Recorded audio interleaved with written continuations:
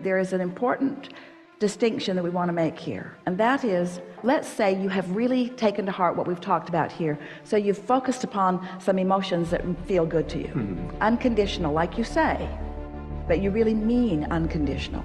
So you are feeling appreciation and love, and you've fostered it, and it's easy to go there, and you feel it not just about your partner but about a lot of other things and other people. You're just consistently there. So you are pretty wobble free because you mean to be. You get up in the morning and you realize that your momentum stopped while you slept, and then you just focus generally on things that feel good, so you maintain it for a little while, and then law of attraction is responding to your pure vibration.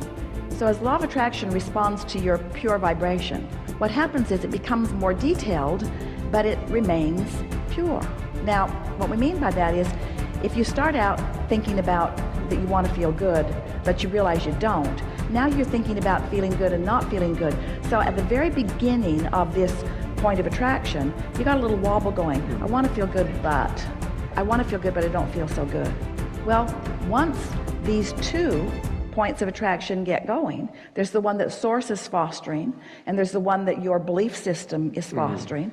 So now law of attraction is causing both trains of thought to get more detailed. So the wobble gets bigger and bigger and bigger and bigger. What you want comes into clear focus, but the absence of it also comes in clear focus. The things you like about your partner come into clear focus. The things you don't like about your partner come into clear focus. So there is this gap between who you really are and what you really want and what your practice thought is. And we're calling that the wobble. So the more you allow momentum to occur untended to, which is what we've been calling creation by default for a long time, just responding to conditions. Someone says something complimentary to you, you feel good about it. Someone says something derogatory to you, you feel bad about it. So you got these two vibrations going on, and you feel no control about it because the momentum is carrying you away. The story we always insert: car on top of a hill in San Francisco. You've been there? It's amazing. Take it out of gear, take the parking brake off, just to see what happens, bump it a little from behind, to give yourself a lesson in momentum. But then, before it goes down the hill and into the bay, you come to your senses, you step out in front of it, and you let it bump up against you, and you stop the momentum early on. When you stop the momentum early on, when there's not much wobble, it's easier. If you're not aware and you let the wobble get bigger and bigger and bigger, now you're reading books on relationships, and you're trying to figure out what's appropriate, and is it even appropriate to even be gay to begin with, for God's sakes? There's got to be a lot of books on that subject. And then there's all those intolerant people around the world, and there's books about all of that. And then there's, should we get married? Should we live somewhere where we can? Is there a financial benefit to it? What do people think about it? Pretty soon you're just off in the weeds in all of this detail that you can't control, and you just spend all your time putting out brush fires trying to control those details, when if you would tend to your wobble early on, you would find an increase of momentum in the thought without contradiction, and then you would experience what we've been talking about for years, which is the leverage of alignment. What it feels like to have source flowing through you, you see. Right. And the thing about partnership, the thing about having somebody that you really care about, the biggest disadvantage that you give to yourself and to that person is that you try to harmonize with them instead of with the source within you. You let what they think and the way they behave distract you from your ability to find perfect alignment with who you are. And then you don't even begin to extract from them all of the power and wonderful experience that you could extract from them if you were allowing law of attraction to be singular and without wobble within you. Right. Does that make sense to you? Yeah. So just focusing on the source within me and being in alignment is all I should be really. But you have to do it early on. In other words, Right. when the person said, how do I get rid of doubt? And we said, you do it before it starts. That is an answer that is really annoying, because once the momentum is there, then what? And we say, tomorrow's a new day. Just start tomorrow in a fresher place. Go as Right. far as you can go without wobbling. And then tomorrow, do it again. And then tomorrow, do it again. And then tomorrow, do it again. Until before you know it, you will be mostly wobble free. And there will be things that will come up because you've got trajectories on different things. But once you show yourself how easy it is to obtain vibrational stability, and then what happens to your point of attraction once you achieve vibrational stability, you'll never go back to creating by default again. You will stop being sloppy in your thinking, because sloppy thinking creates big time wobbles, and then you spend so much time out there in the weeds. Esther thought the other day, she was discussing with someone that she really cares about the art of parenting. And there are so many philosophies. Esther just wanted to run away because you just can't get there from there. If you are on a high-flying disc and somebody's in the middle of a problem and you're trying to come to an agreement about it, you can't do it. Your frequencies are too far apart. You just have to say, you're probably right. Let me know how that works out. And then just run as far as you can, where you can find your own alignment. Don't try to convince anybody of anything. This debating over conditions and the rightness and the wrongness of things is such a waste of your life experience. It never accomplishes anything except, well, it does accomplish. It causes you to launch more rockets. It causes you to expand, but it doesn't help you in the keeping up with the expansion that you've accomplished. So now, good basis here. Where are you about this? I feel good about it. I feel comfortable. I know that everything's going to be fine. So what was the question that you wanted to ask before we interrupted you incessantly? It was that I want him Stutter, he can't even find it. I know, right? Because it's changed just with the It's totally, conversation. yeah. But a condition has happened and you've found it again, and so speak it here. What is it that you need him to do differently? I just want him to be happy. Oh, that's a condition you can't control. So I guess that's a condition that you can't control. Isn't that interesting? Yeah. I want you to be happy. Damn it. Damn it. Because when you're happy, then I'm happy.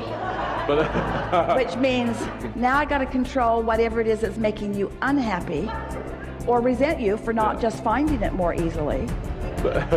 Well, you gotta be happy anyway. I am happy. I mean, I'm happy, and we mean consistently happy, even when someone you love isn't happy. Even when somebody you love isn't happy. So how can you be happy?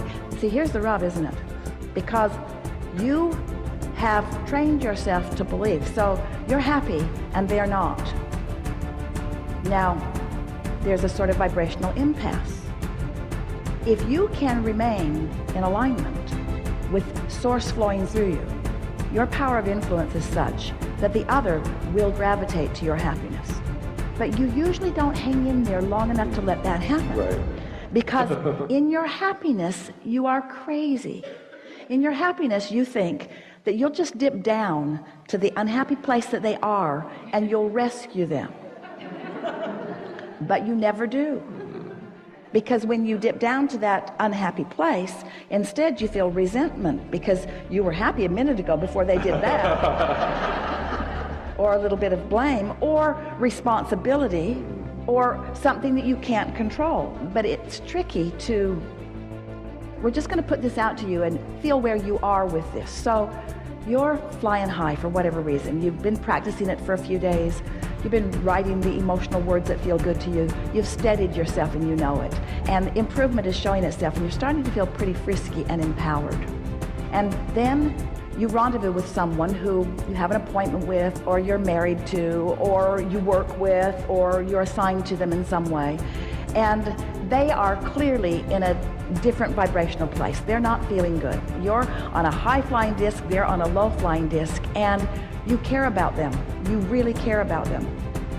So they present to you their situation, and in fact, they are even annoyed that you are so darn happy.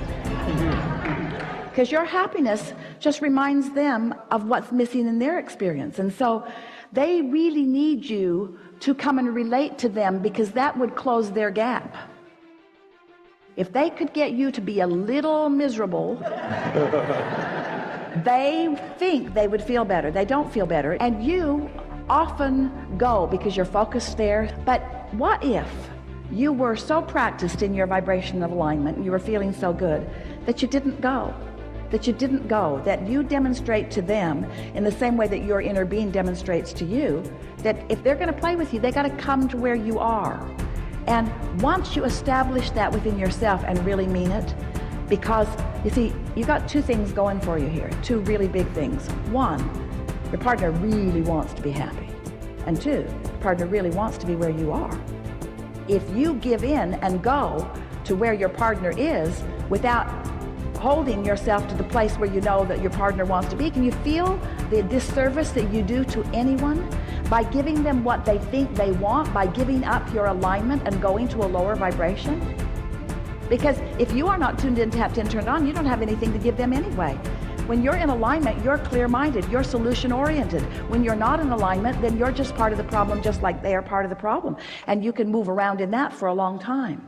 So what you want to demonstrate to the people that you love is this: I care about the way I feel, and I care about you.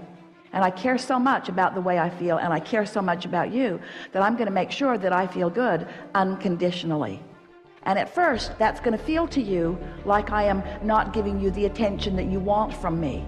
But the reason that I'm not giving you the attention that you right now think that you want from me is because I would have to change vibrational frequencies so severely in order to do that, and then I will resent you, I promise. I will blame you for the dip in my vibration.